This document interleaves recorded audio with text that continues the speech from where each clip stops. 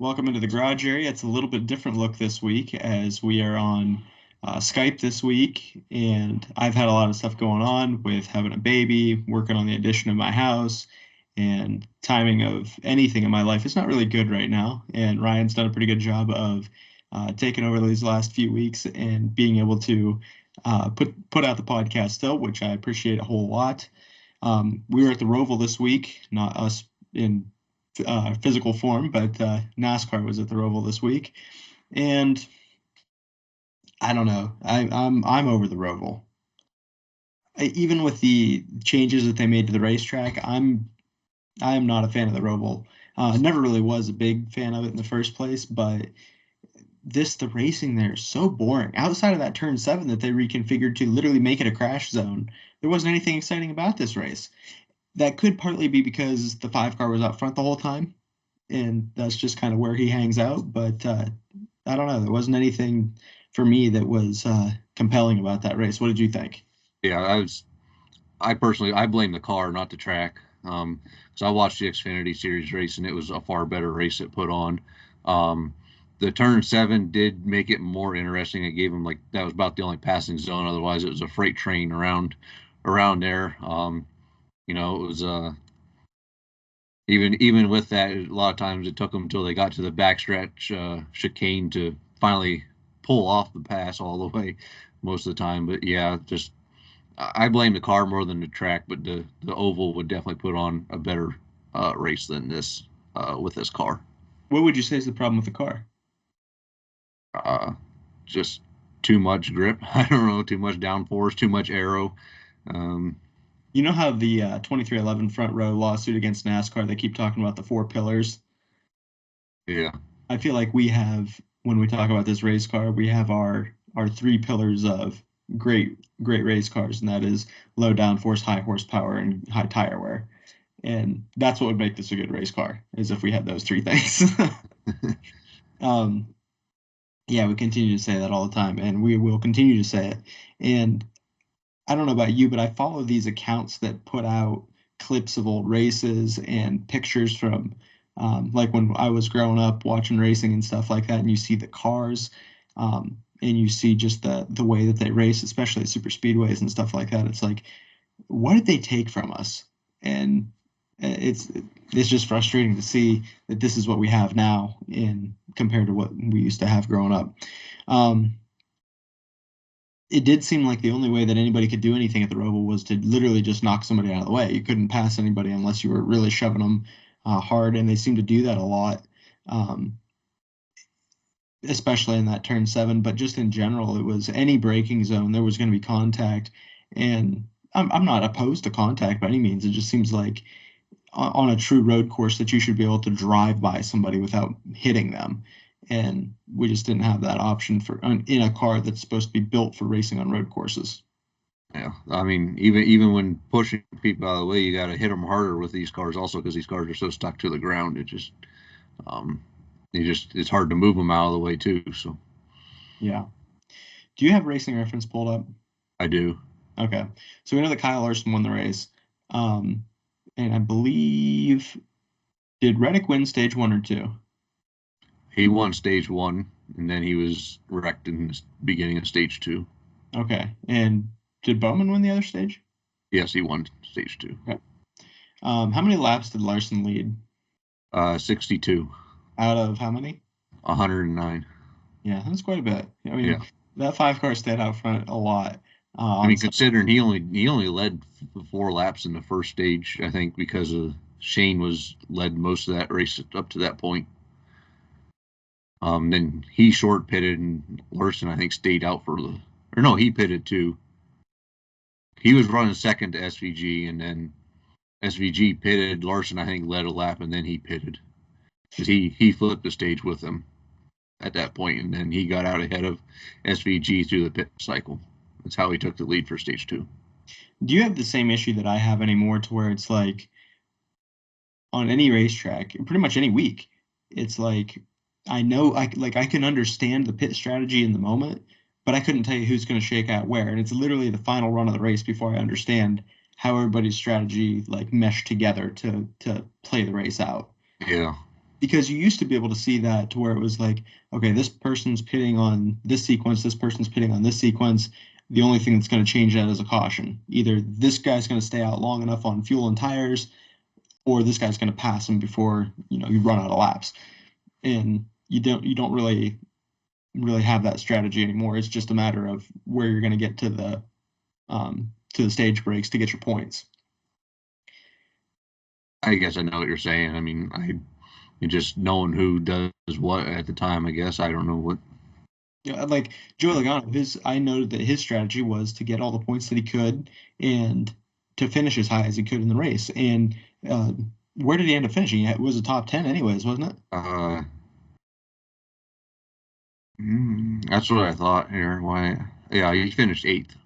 8th, okay. So he did exactly what he needed to do here in stage points in both stages and finished 8th in the race. And like Freddie Kraft talked on DBC, like that's incredibly hard to do on a road course today, is to get stage points and finish in the top 10. You usually have to play your strategy the opposite way, to where you're either gaining stage points or you're going for a good finish. And he managed to do both, which was exactly what they needed to do. And we can talk about that battle at the end of the race, which was really the only compelling thing about the finish. Here in a second, but I don't know. There wasn't anything about the actual on-track racing itself that made me really care about this race, the strategy and whatever else. Just I don't know. None of it was really entertaining. I was really happy to just like hit the end button on that race, move on to the next one, and I don't know. That's just because the fact that Larson dominated and nobody wants to see Kyle Larson dominate anything, but that's just how I felt about it. Chase Briscoe ended up having some trouble. What exactly was his issue? I knew he had a flat tire at one point, and then I don't know if he had contact or something. He couldn't steer his car, or something in the steering. Racing Reference has him out as a crash, so I don't know if he hit somebody or something that caused the damage and a flat tire or what happened, but I think that's what put him out. Put him out of the race and put him out of contention to advance into the next round. Overall, I think that if we were doing like a year-end review of the playoff drivers right now, I'd say he exceeded my expectations. Oh, definitely, yeah. I think that he went further, did a really good job to get as far as he did. I don't know. I was impressed with Briscoe and SHR going out on their sword in this one. Let's talk about track limits a little bit. There's no real walls that separate these corners, and the reason being that you would be decimating the oval racetrack if you did that, unless you had some sort of temporary wall set up, and you probably don't want to put that on the asphalt itself. So they have the rumble strips and they have turtles besides. And we saw some guys, including Tyler Reddick, go launching over those. It looked like Bo and Luke Duke going over there. And several guys ended up hitting these things, getting airborne, and had issues with parts in part of the race car because of that. And I think, obviously, Tyler Reddick being the biggest example of that. But on top of that, you had guys that were just trying to shortcut the track. I don't even know if you'd say that, just get the most optimal line through that set of corners.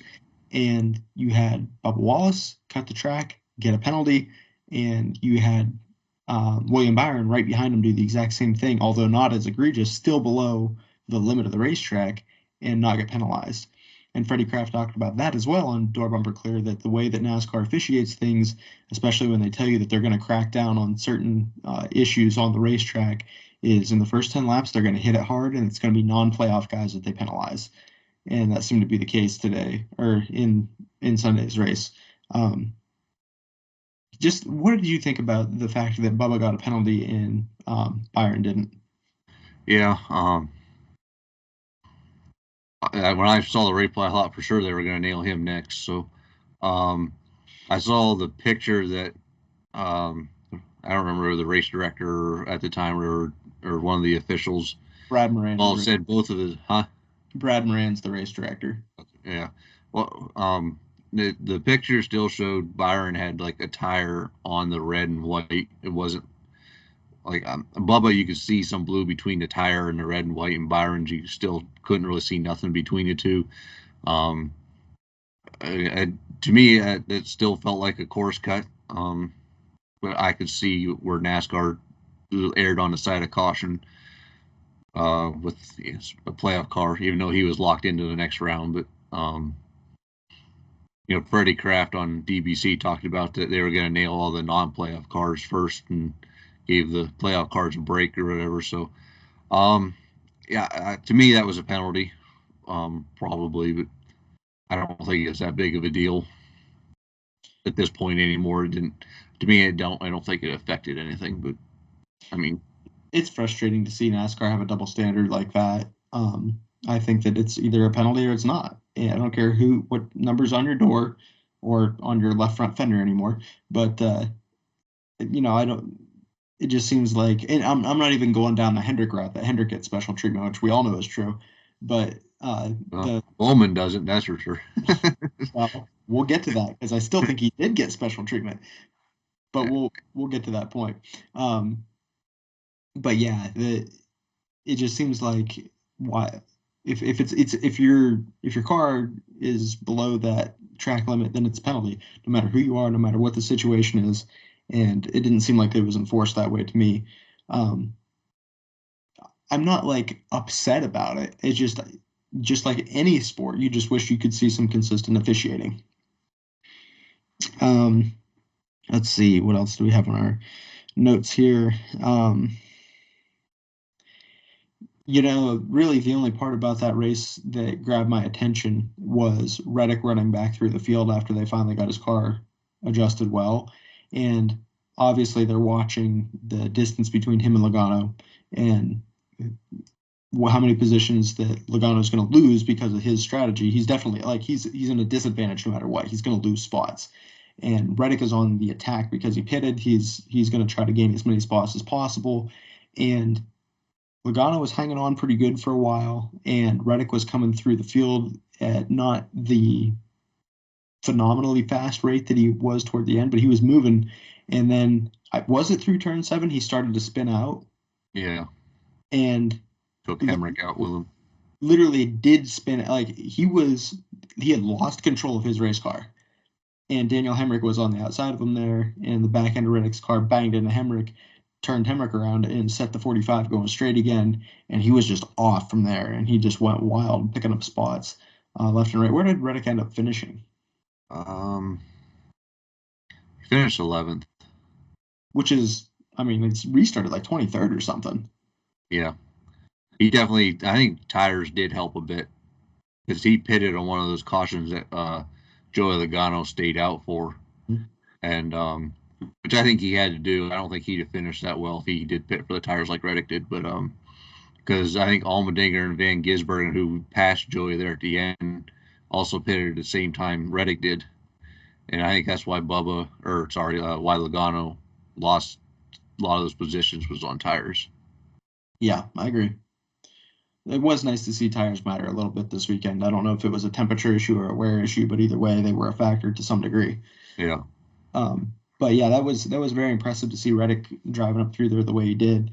I'm just sitting there watching the points click down one, down one, down one, and knowing that Logano's not going to make it because he has nothing to defend with. He's just hoping that, there's like 12 laps to go, and that's an eternity at the Roval, and he's still, up by 1 point, and it's like, you're not going to make it. There's just too many laps left for Reddick to get up through there, which he did. Very impressive drive by him.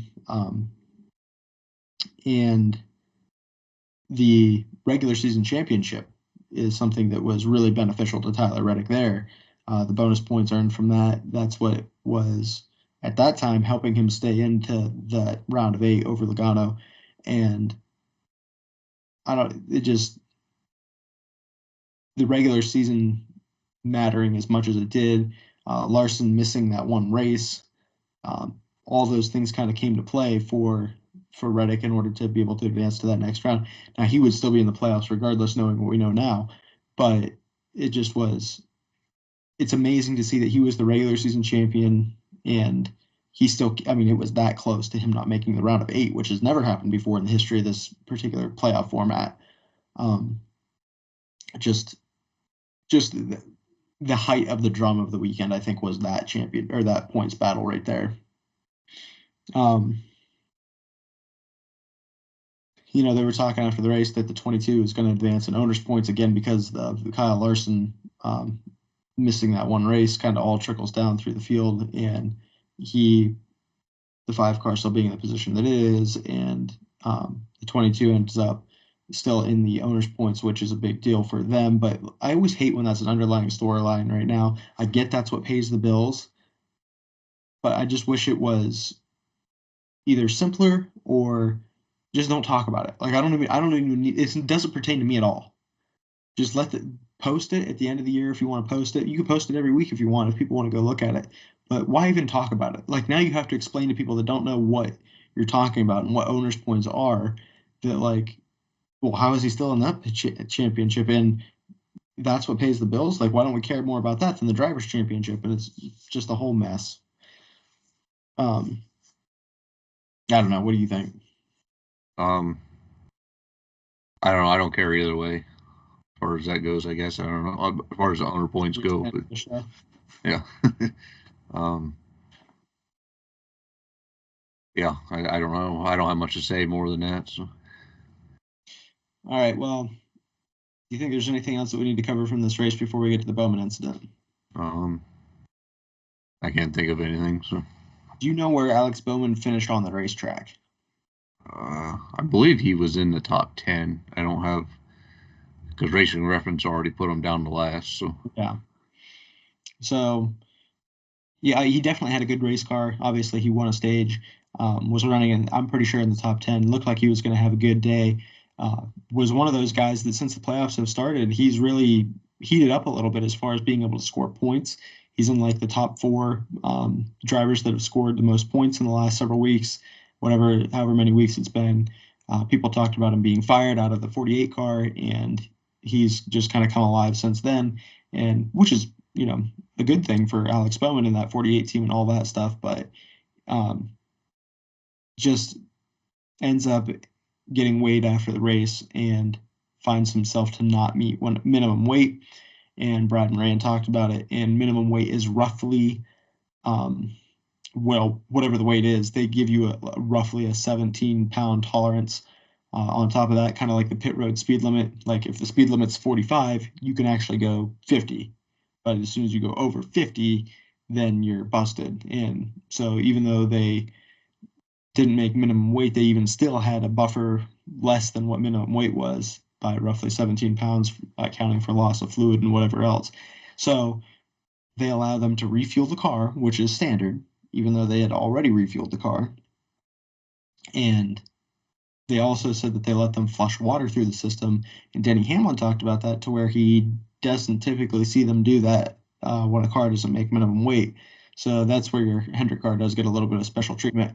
But I think that regardless, any playoff car was going to get that opportunity because they don't want to DQ anybody, especially a playoff driver. And this impacts the championship. And now you have to say, hey, you're out, and now we're going to put Jeff Gordon in the championship. I'd be happy. Yeah, from about 10 years ago.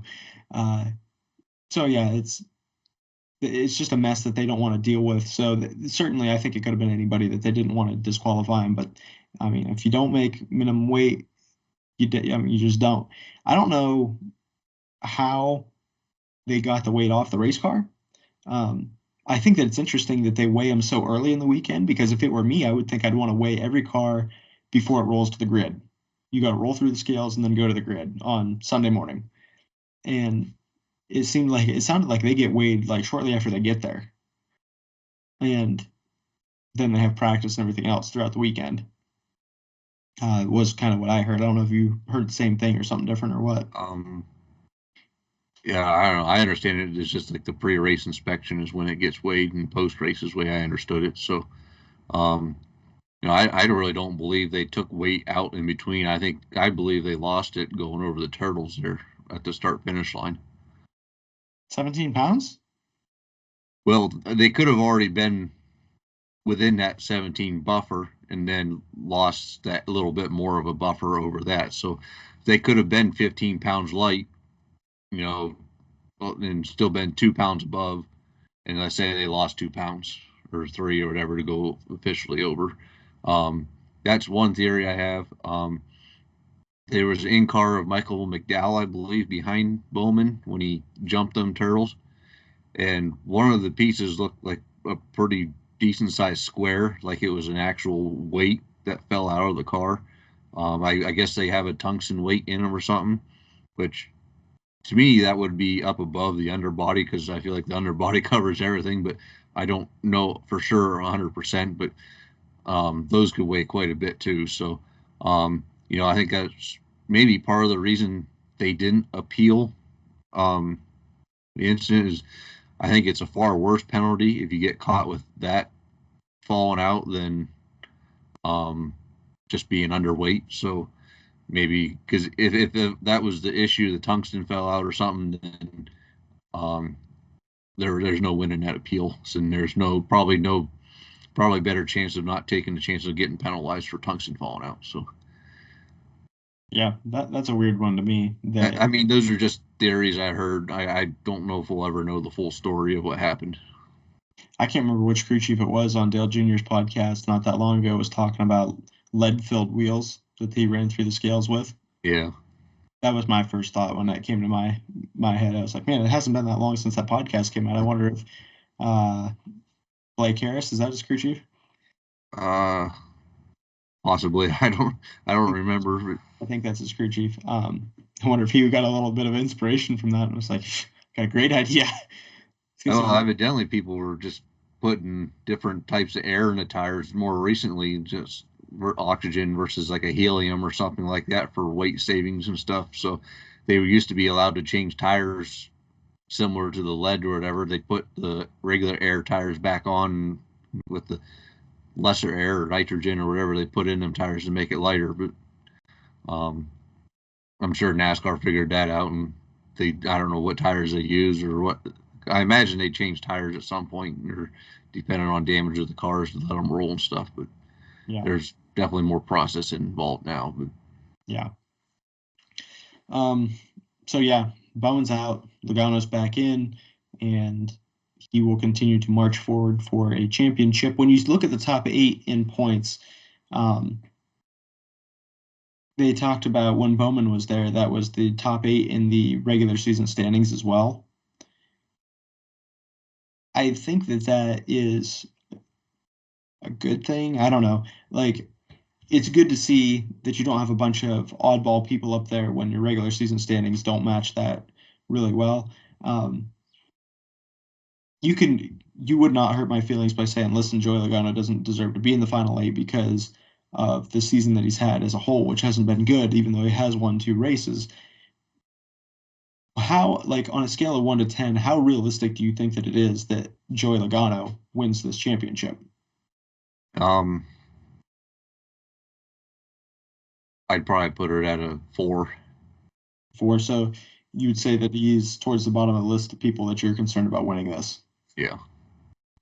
I mean, the top 4 that are in right now, the best, I believe the final 4 will be out of the top 6 that is currently in the lineup right now. So yeah, because like Chase and Logano are the bottom 2, and I feel like everyone above them has a better chance of making the final 4. Yeah. I don't know that I necessarily agree with that because you're going to Las Vegas and Homestead and Martinsville before you get to Phoenix. So yeah. I don't know. There's a lot of stuff that can happen there. I mean, you can't pass Martinsville, but when you go to Vegas, Vegas is a really good track for Joey Logano and Ryan Blaney and Kyle Larson as well. I get that. But I think Kyle Larson's going to be in the final 4 no matter what, unless catastrophic happens. Yeah. I mean, he's known to step over the edge, but it's true. Yeah. I think that Kyle Larson is, unless he beats himself, he's going to the final 4. Yeah. I would have said Reddick at the beginning of the championship playoffs, but I don't know that I'd say that now. And I'm not saying that he can't get there. It's just like they keep getting in their own way. Bell kind of quietly hangs out around everywhere. So I'm not Hamlin. Who knows what could happen with him? He could have the worst string of luck here in the next 3 weeks and be out of it in no time. Um, Elliott, he's been quiet, but he's been good. Like nothing tells me that he wouldn't necessarily make it either. So it feels like any one of those guys really could make it. And I feel like Joey Logano has a better chance of getting to the championship four than Alex Bowman did. And I know it's kind of wild to say, but because especially since Bowman had scored the most points, like we just talked about, but I just feel like with his championship experience and the racetracks that are coming up, I would not be surprised to see Joey Logano in the final four. Less surprised than I would be to see Bowman in it. Yeah, I could agree with that. I mean, I feel like some of the wildness of these races would have really helped Bowman out, especially the getting through the first round. He gained tons of stage points at Atlanta. I don't remember what all happened with him at Talladega, whether he made it through the crashes or not, or how he finished there and whatnot. But um, winning the stage at the Roval, of course, was based on strategy. I mean, he had a fast car, but I don't think he was as fast as some of the other guys that were out there. But this is probably the most normal round that we'll have before Phoenix as compared to the last two rounds. So I feel like these next three races would be more of a comparison to the regular season average throughout. Um, uh, and as far as I can see, this is probably the tightest final 8 we've ever had. Um, considering the wildness of the first two rounds, I think we've got probably the 8 best drivers through. So, in reality, Joey being 11 out and Christopher Bell being plus 13 is by no means safe for anybody, up with the exception of Larson plus 33. So that's got to be probably one of the biggest margins I ever seen going into the final round that I can think of also. But to me,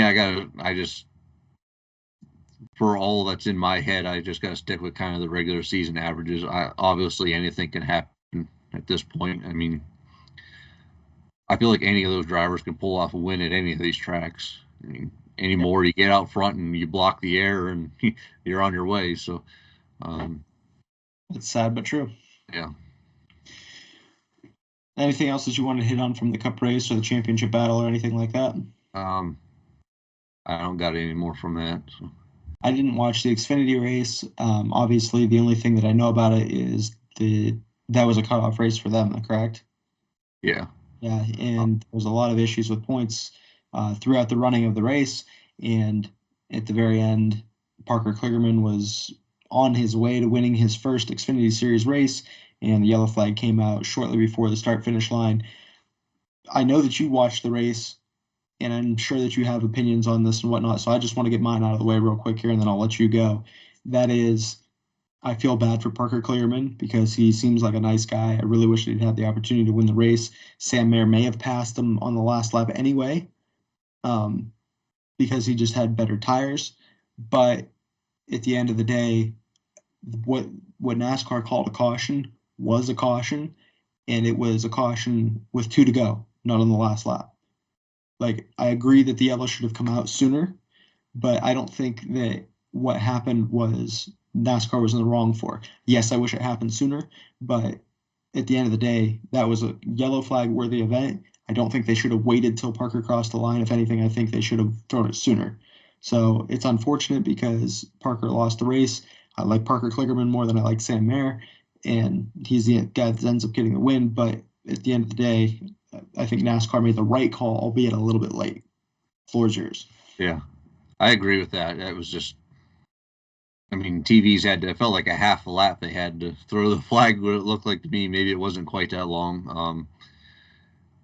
I know NASCAR's come out with a bunch of excuses. They can't go off the TV, and the tower can't see that, and I can't imagine they don't have their own cameras looking over the track either. It almost felt like they were trying to say, do we want a good finish or a new winner or something like that? It was almost like to me, it was like, do we hit the button here to get a green white checker, or Do we get a fairy tale winner advance to the next round? That's just what it felt like to me. In reality, the caution should have come out, and it did. Albeit they made it more controversial for, I can't even speak, but more controversial than what it should have been. But Yeah. Sam Mayer, he definitely had the fastest car. He had issues going from, I believe it was second to third, coming off going into the oval 1 and 2. I think it happened twice where he'd be like on Kligerman's bumper and something would happen, and then he'd have to catch back up 20 car lengths or whatever. But as far as the Xfinity Series race as a whole, the cutoff drama and the fight for the win, Sam Mayer versus Kligerman in last, I don't remember how it was, 10, 15 laps or whatever, the battle. SVG was in that battle too, and it was just incredible watching them three fight for the win. I mean, Shane Van Gisbergen, who I believe he was the favorite to win this, albeit he didn't have the car that he thought he needed to win the race. But I think the thing that bit him is he did not have the fresher tires. Like Sam Mayer came in and took in and got the fresher tires. I as a big JRM fan, this is probably the best outcome that could happen with Allgaier being below the cut line, him fighting his way to getting points to point his way in, and Sam Mayer winning his way back in. But to me, the Xfinity Series puts on a far better show than anything the Cup Series has done this year. So it was just, to me, it was an incredible race. I don't remember all the full details now, but watching it at live at the time, it was just, I don't know, maybe it was just because I'm an Allgaier fan watching the points. It was really nice, or really intriguing to watch and see how things battled out. Yeah. Yeah. No, I agree with you. I think that on a weekly basis, the Xfinity Series is putting on a better show. Yeah. No truck race this weekend. So we're on to Las Vegas. Yep. No trucks this weekend either, so. Okay. Just Cup and Xfinity. Yeah. And we should talk a little bit about our picks. And I had SVG. You had AJ Allmendinger. Where did they finish? 6th and 7th. AJ 6th and SVG 7th. Does this lock up our championship for you then? Unless you pull out, for you to tie, you have to pull out 2 actual race winners plus win twice, because there's 4 races left. To outright beat me, you have to pick at least 3 race winners. Okay, so I have a 8-point lead with 4 races left. So you're not mathematically eliminated. So you're saying there's a chance. Yeah. So basically, I mean, I could see myself picking 2 race winners, no problem. Like, that's a piece of cake. Yeah. So let's just figure out for our tie scenario, are we going to do Tony Stewart, Carl Edwards rules that just whoever has the most wins if we tie? Sure. Okay, cool. Just want to make sure we're on the same page there. I've already got my pick for Vegas. Oh, yeah. Do you want to say it now? Sure. I want Kyle Larson. That's what I was thinking.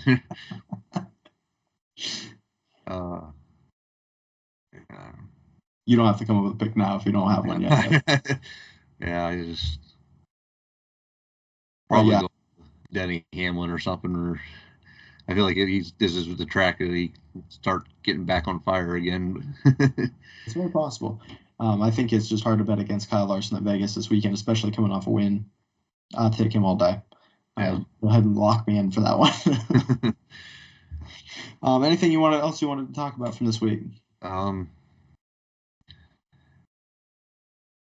I don't got nothing else I can think of. Cool. So we are going to hopefully probably be back on Skype here, recording next week after Las Vegas, after Kyle Larson wins, and I'm able to make up a little ground on you in our points championship. And I'm looking forward to that, and I'm looking forward to a good Xfinity race because we probably aren't going to see a good Cup race, and just watch this year kind of wind down. Yeah. All right. Well, I guess that'll do it for us here in the garage area. Make sure that you continue to like, comment, subscribe. We appreciate everybody that supports us and continues to watch. And if you like this content, just let us know what you think.